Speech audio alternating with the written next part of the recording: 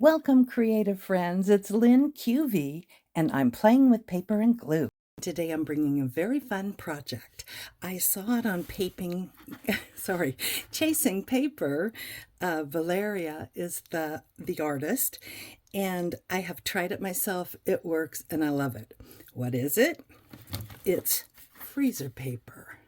We're going to use freezer paper and an iron to stabilize and strengthen very thin paper, tissues, napkins, maybe worn or fragile paper. You'll also want some parchment paper.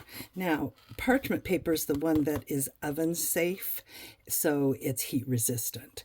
This you'll want to use between the image and the freezer paper to protect your iron.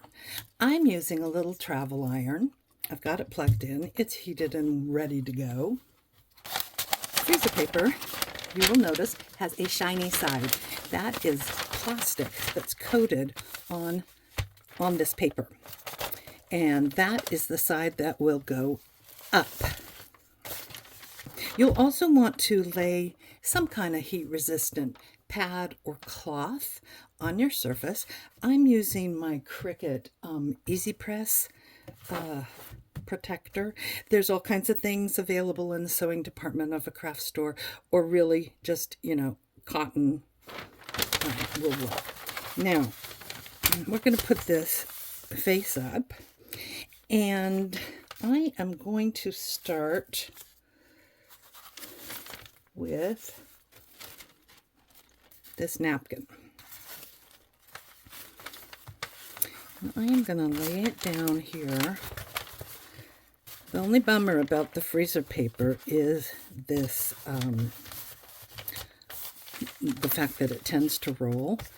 But once we get going, it really won't matter.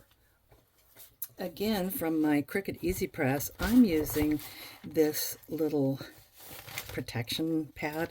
It's probably silicone, which is also heat resistant. I don't know that for sure, but I do know that it works. But remember, if you don't have this, be sure and use parchment paper. Also, you want to be in a well-ventilated area because we're going to be melting plastic. So for safety reasons, you need to either have your fan going, windows open, something.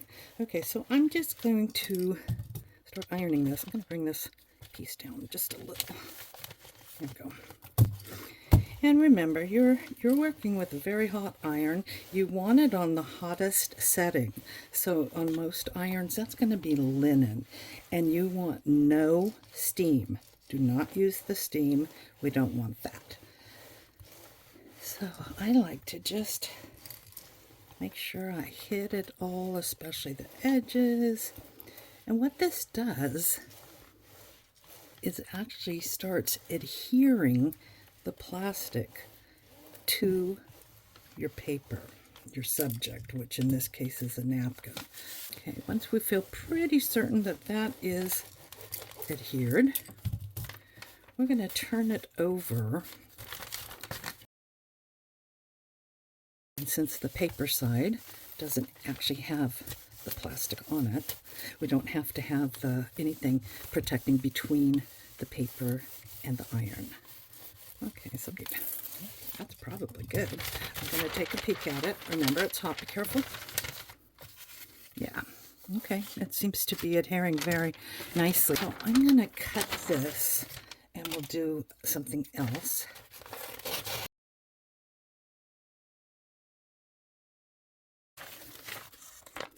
Oh my gosh.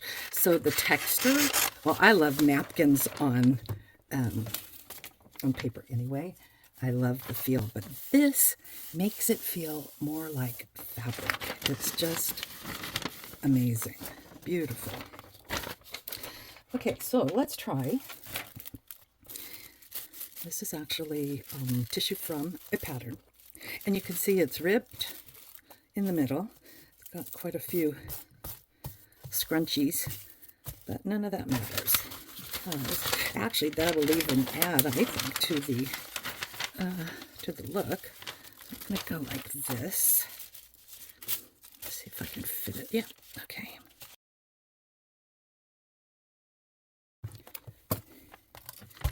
So you can put a little bit of pressure. You don't have to put a ton though, especially if you were using a larger iron.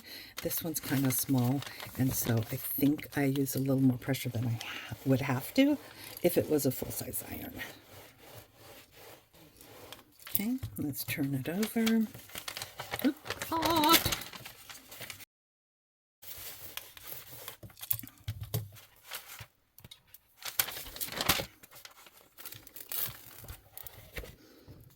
Yeah, that's nice. All right, set that aside. Now I want to do the sleeve from a vintage pattern. You can see that it's pretty tattered and torn. I think instead of scissors, I'm just going to rip this so I have those rough edges. Yeah, this is very fragile. I don't think it has a date on it. Simplicity. Well, it doesn't have a zip code on the address. It was 35 cents. Teenage blouse, simple to make. I'm going to leave it full size, but I do need a larger piece. Freezer paper.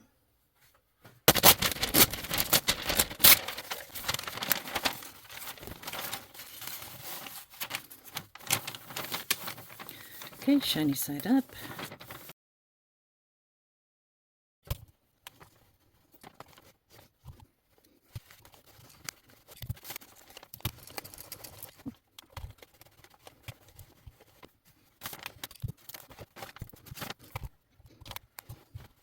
We'll set that one aside.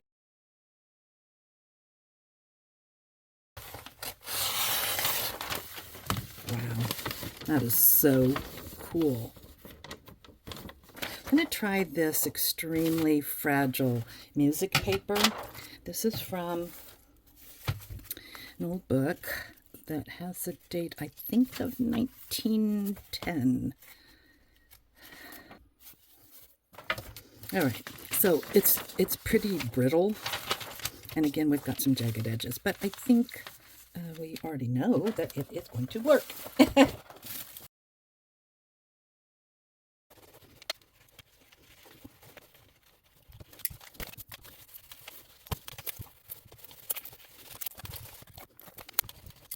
I'm going to set that aside. Oh yeah, too cool. I want to show you how great this looks.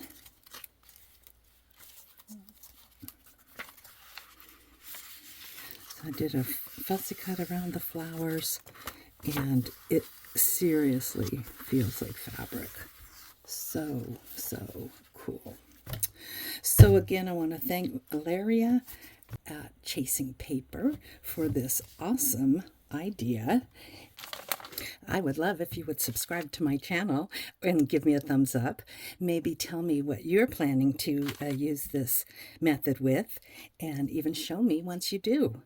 For more inspiration, think about joining my Facebook group, Playing with Paper and Glue Facebook group, where we share, learn, and inspire. And thanks again for joining me. Come again while we're playing with paper and glue.